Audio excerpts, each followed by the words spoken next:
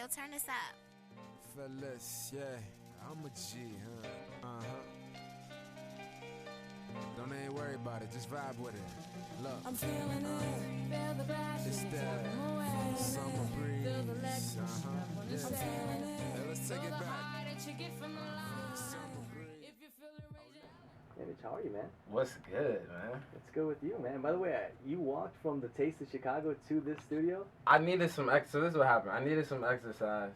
So we had to stop through the Taste of Chicago, and I was like, well, we might as well walk over to the studio, and it turned out to be a very brisk walk. I definitely got my exercise for the day. That was like 20 minutes of your time. 20 minutes to an hour.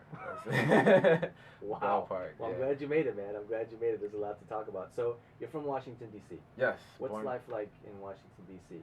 I- I've never been that way. This is why I asked. DC is great. I love DC because you get a mix of, like, you know, we have politics and things like that going on in DC, but there's a lot of culture in DC at the same time. Like, literally, you could walk from one block and go see, like, people sitting down at lunch in suit and ties to have a business meeting to another block, and they're, like, freestyling or banging on trash cans on the corner. And it clashes with, you know, it's the DMV, so it's DC, Maryland, and Virginia. So you have people from all these different places that meet up, and it's an interesting vibe. There's something that's specific to your region that I've only ever heard of once, and this was from an artist who's also from the DMV. Go-go music. Go-go music. This is something that you're into as well, and this is something that's influenced you. Talk about go-go music, because I think a lot of us in this area are unfamiliar with that genre.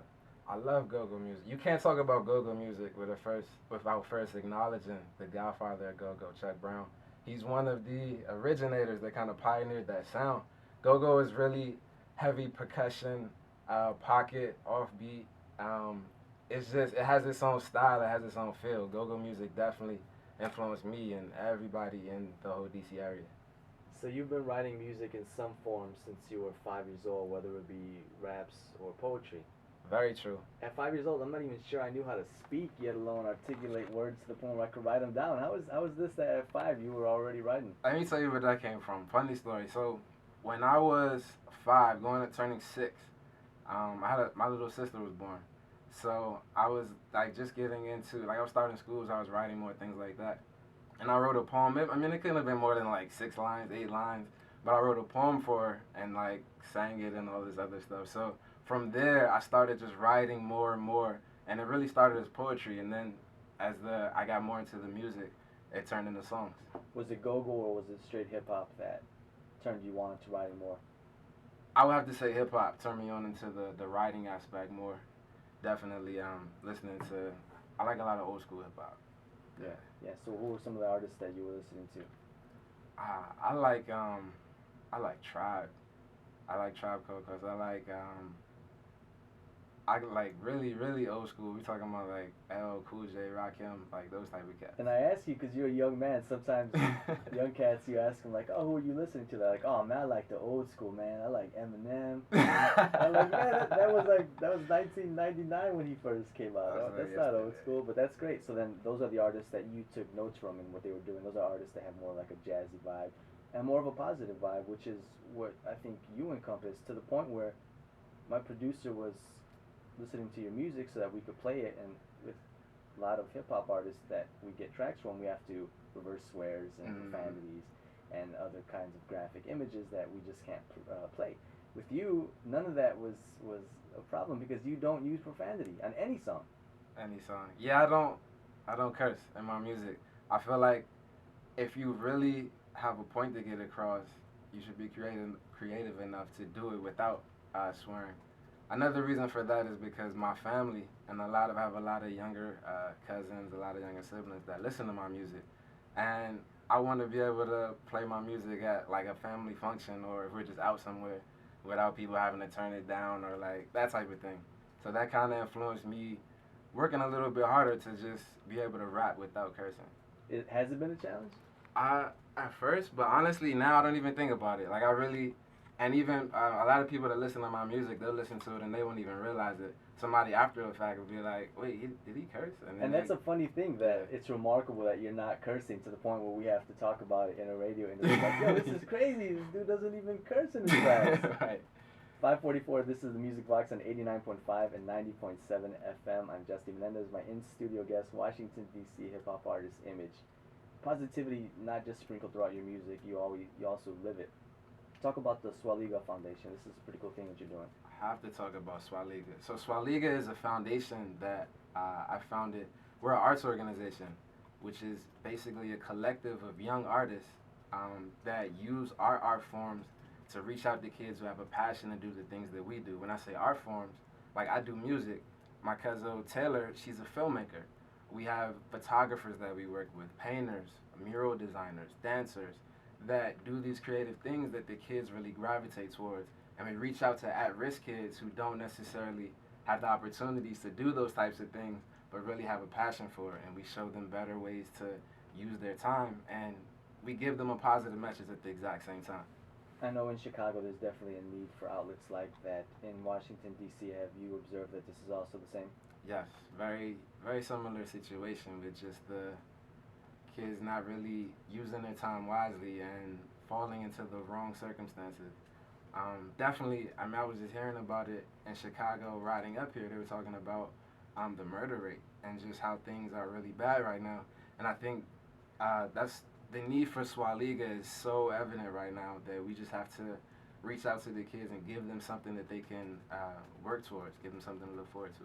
The last verse of the song that I played, The Heavy, you're talking about some pretty compelling things you say, and I don't want to paraphrase for you, but it sounds like you're saying fund schools instead of war, and that's a pretty compelling message to put out there. That's a pretty positive thing and poignant thing to say, and then hearing you talk about the Swaliga Foundation, it sounds like you got a good head on your shoulders. So I'm wondering, as an artist, as a person, what compelled you to want to spread that type of positivity and also offer an outlet to kids who might not have the opportunity to be creative?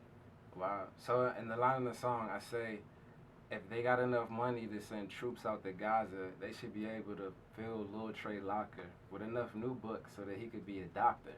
Acting like that, bro. And then it goes on. We're really, I mean, honestly, just, I had a friend, a childhood friend that I grew up with. He was shot when he didn't even graduate high school yet. Shot and killed. I had another friend who I spent a lot of time with, actually did music with, who is incarcerated right now for a very long time for shooting somebody. And it's just, these are good people. These are good kids that just have different circumstances that, for one reason or another, didn't work out too well. And I just know what type of impact that not only music, but artistic, just being creative, and how Swaliga can really spread that message through creativity. So that's really why I have a passion for it. And not only that, but just making people aware, like subtle things like how we're spending trillions of dollars for war, but it's kids that have like 10-year-old books. So like, or here in Chicago, we're closing 50 schools. Like that's crazy. Firing teachers, there's no art programs in the schools anymore. It's just a lot of things that people need to be aware of, because we have the power to change it at the end of the day. 547, this is the Music Box on 89.5 and 90.7 FM. I'm Jesse Menendez, my in-studio guest, Washington, D.C. hip-hop artist IMAG. So, hearing you say that you have a friend who lost his life to gun violence, you have another one who's incarcerated because of guns, you could have easily wound up like either one of them. So I'm wondering then, how is it that you are sitting here talking about spreading positivity and giving other people opportunity, as opposed to being in either of those situations? Simple answer. First answer is God. Like, I'm blessed. I'm just tremendously blessed to be here. Second answer is family. I have a strong family. I mean, you saw, like, we walked in, like, my family's deep. And we support each other. That type of support system really has kept me on the right path. Those are the two main things. Yeah. And what has that done for your music? Music as well. Music really has been my drug of choice. I really have kind of like gravitated towards it. And that's family, and that feeling that really has made my music a lot more positive, a lot more soulful. And I really try to just spread that to people that don't necessarily have a chance to feel it, like, so they could be a part of my family. So in the first track I played, The Heavy, you made mention at the very end, for now you have The Breeze, you know, if you want The Heavy, then wait for Melanin King. So we got a track queued up from Melanin King. What are we about to listen to? We're about to listen to a joint called Take It All. And this is inspired by the DC go-go sound that we're talking about. It's style out there we call a bounce beat, which is like heavy percussion go-go. So this joint is called Take It All. I produced this joint, by the way, too. 551, this is the Music Box on 89.5 and 90.7 FM, a sample of Take It All off of the upcoming project Melanin King, a Washington, D.C. hip-hop artist Image, who is also my studio guest. What's good? First of all, let me say what's up to D.C. I can't get up there without saying what's up to D.C. Everybody in D.C. listens to the show, man. They would be upset with you if you didn't give them a shout-out. Respect. Shout out to Chicago, too. I love it out here. Good. And I guess, that's worth mentioning. You are from D.C. and you are in Chicago, so we should probably talk about why you're here. Yeah. So I have a show tomorrow night, actually, at the Double Door in Chicago. It's with an organization called Raw, who basically supports independent artists. They hand select artists with music, fashion, photography, film. And they put on this amazing showcase where they combine all of these different art forms. It's going to be great. I'm performing live. There are other dope artists there. There are going to be art galleries. There's a fashion show. It's going to be a great night. You should definitely come check it out. Sounds like a good time, man. Yeah. Now, are you going to be doing music from Breeze as well as Melanin King? Yes, I'm doing a couple songs from Breeze and definitely some Melanin King in there, especially the one you just heard, too. Take It All. I'm definitely doing that one. Very cool, very cool. You already have the set list in mind, or you can work that out as it goes along? Set list is planned, but you know how that goes. It's fluid. It could change at any point. So I like it. I like it. Yeah. So we're gonna get into one more song. This one's actually off of Breeze as well. This is called Feel the Breeze. By the way, Breeze, super summer album. Like this one just sounds so low key about hanging out, enjoying the good summer days. What was the idea behind this?